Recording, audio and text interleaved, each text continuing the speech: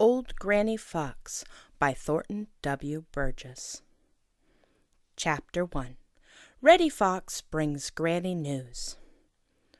Snow covered the Green Mountains and the Green Forest, and ice bound the Smiling Pool and the Laughing Brook. Reddy and Granny Fox were hungry most of the time.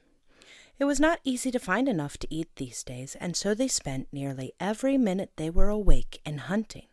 Sometimes they hunted together, but usually one went one way and the other went another way, so as to have a greater chance of finding something.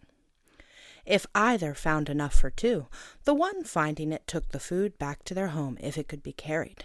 If not, the other was told where to find it.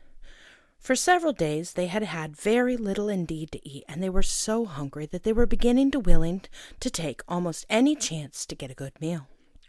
For 2 nights they had visited Farmer Brown's hen house, hoping they would be able to find a way inside. But the biddies had been securely locked up, and try as they would, they couldn't find a way in. "It's of no use," said Granny, as they started back home after the second try, "to hope to get one of those hens at night. If we're going to get any at all, we'll have to do it in broad daylight. It can be done, for I've done it before, but I don't like the idea. We are likely to be seen, and that means that Bowser the Hound will be set to hunting us." "Pooh!" exclaimed Reddy. "What of it? It's easy enough to fool him." "You think so now, do you?" snapped Granny. "I never yet saw a young fox who didn't think he knew all there is to know, and you're just like the rest. When you lived as long as I have, you will learn to not be quite so sure of your own opinions. I grant you that when there is no snow on the ground, any fox with a reasonable amount of fox sense in his head can fool Bowser, but with snow everywhere, it's a very different matter. If Bowser once takes it into his head to follow your trail these days, you will have to be smarter than I think you are to fool him. The only way you will be able to get away from him will be by going into a hole in the ground, and when you do that, you will have given away a secret that will mean we will never have any peace at all. We will never know when Farmer Brown's boy will take it into his head to smoke us out. I've seen it done. No, sir, we're not going to try for one of those hens in the daytime unless we are starving." "I'm starving now," whined Reddy. "No such thing," Granny snapped. "I've been without food longer than this many a time. Have you been over to the big river lately?" "No," replied Reddy. "What's the use? It's frozen over. There isn't anything there."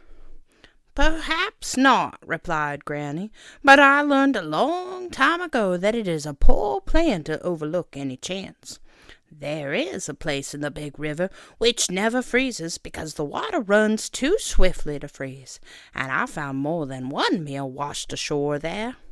You go over there now while I see what I can find in the Green Forest. If neither of us finds anything, it'll be time enough to think about Farmer Brown's hens tomorrow." Much against his will, Reddy obeyed.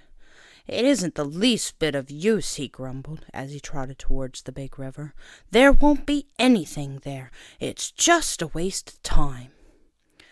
Late that afternoon he came hurrying back, and Granny knew by the way that he cocked his ears and carried his tail that he had news of some kind. "Well, what is it?" she demanded. "I found a dead fish that had been washed ashore," replied Reddy. "It wasn't big enough for 2, so I ate it." "Anything else?" asked Granny. "No," replied Reddy slowly. "That is, nothing that will do us any good. Quacker the wild duck was swimming out in the open water, but though I watched and watched, he never once came ashore."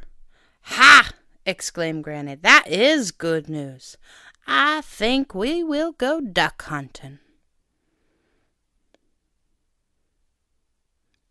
Chapter 2.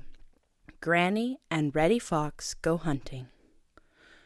Jolly, round, bright Mr. Sun had just got well started into his daily climb up in the blue, blue sky that morning, when he spied two figures trotting across the snow-covered green mountains, one behind the other. They were trotting along quite as if they had made up their minds just where they were going. They had. You see, they were Granny and Reddy Fox, and they were bound for the big river at the place where the water ran too swiftly to freeze. The day before, Reddy had discovered Quacker the Wild Duck swimming about there, and now they were on their way to try to catch him. Granny led the way, and Reddy meekly followed her.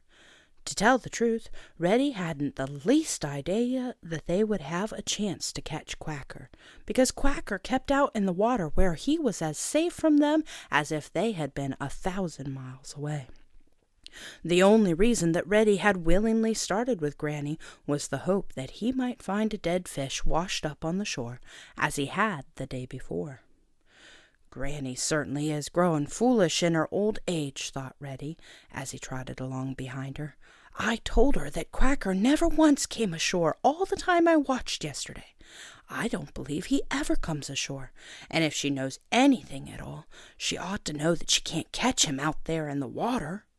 Granny used to be smart enough when she was young, I guess, but she certainly is losing her mind now. It's a pity, a great pity. I can just imagine how Quacker will laugh at her. I have to laugh myself. He did laugh, but you may be sure he took great pains that Granny should not see him laughing. Whenever she looked around, he was as sober as could be. In fact, he appeared to be quite as eager as if he'd felt sure they could catch Quacker. Now, old Granny is very wise in the way of the great world, and if Reddy could have known what was going on in her mind as she led the way to the big river, he might not have felt quite so sure of his own smartness. Granny was doing some quiet laughing herself. He thinks I'm old and foolish, and don't know what I'm about, the young scamp, thought she. He thinks he's learned all there is to learn. It isn't the least use in the world to try to tell him anything. When young folks feel the way he does, it's a waste of time to talk to them. He's got to be shown. There's nothing like experience to take the conceit out of these youngsters. Now, conceit is the feeling you know more than anyone else. Perhaps you do. Then again, perhaps you don't. So sometimes it's best not to be too sure of your own opinion. Reddy was sure. He trotted along behind old Granny Fox and planned smart things to say to her when she found that there wasn't a chance to catch Quacker the Duck. I am afraid, very, very much afraid, that Reddy was planning to be saucy. People who think themselves smart are quite apt to be saucy. Presently they came to the bank of the big river. Old Granny Fox told Reddy to sit still while she crept up behind some bushes where she could peek out on the big river. He grinned as he watched her. He was still grinning when she tiptoed back. He expected to see her face long with disappointment. Instead, she looked very much pleased. Quacker is there, said she, and I think he will make us a very good dinner. Creep up behind those bushes and see for yourself. Then come back here and tell me what you think we'd better do to get him. So Reddy stole up behind the bushes, and this time it was Granny who grinned as she watched. As he crept along, Reddy wondered if it could be that for once Quacker had come ashore. Granny seemed so sure they could catch him that this must be the case. But when he peeped through the bushes, there was Quacker way out in the middle of the open water, just where he had been the day before. Chapter 3. Reddy is sure Granny has lost her senses. Just as I thought, muttered Reddy as he peeped through the bushes on the bank of the big river and saw Quacker swimming about. Just as I thought, muttered Reddy as he peeped through the bushes on the bank of the big river and saw Quacker swimming about in the water where it ran too swiftly to freeze. We've got just as much chance of catching him as I have of jumping over the moon. That's what I'll tell Granny." He crept back carefully so as not to be seen by Quacker, and when he'd reached the place where Granny was waiting for him, his face wore a very impudent look. "Well," said Granny Fox, "what shall we do to catch him?" "Learn to swim like a fish and fly like a bird," replied Reddy in such a saucy tone that Granny had hard work to keep from boxing his ears. "You mean that you think he can't be caught?" she said quietly. "I don't think anything about it. I know he can't," snapped Reddy. "Not by us, anyway," he added. "I suppose you wouldn't even try," retorted Granny. "I'm old enough to know when I'm wasting my time," replied Reddy with a toss of his head. "In other words, you think I'm a silly old fox who's lost her senses," said Granny, rather sharply. "No, I didn't say that," protested Reddy, looking very uncomfortable. "But you think it," declared Granny. "Now look here, Mr. Smarty, you do just as I tell you. You creep back there where you can watch Quacker, and all that happens, and mind that you keep out of his sight. Now go." Reddy went. There was nothing else to do. He didn't dare disobey. Granny watched until Reddy had readied his hiding place. Then what do you think she did? Why, she walked right out on the little beach just below Reddy and in plain sight of Quacker. Yes, sir, that is what she did. Then began such a queer performance that it is no wonder that Reddy was sure Granny had lost her senses. She rolled over and over. She chased her tail round and round until it made Reddy dizzy to watch her. She jumped up in the air. She raced back and forth. She played with a bit of stick. And all the time she didn't pay the least attention to Quacky the Duck. Reddy stared and stared. Whatever had come over Granny? She was crazy. Yes, sir, that must be the matter. It must be that she'd gone without food so long that she had gone crazy. Poor Granny! She was in her second childhood. Reddy could remember how he'd done such things when he was very young, just by way of showing how fine he felt. But for a grown-up fox to do such things was undignified, to say the least. You know Reddy thinks a great deal of dignity. It was worse than undignified.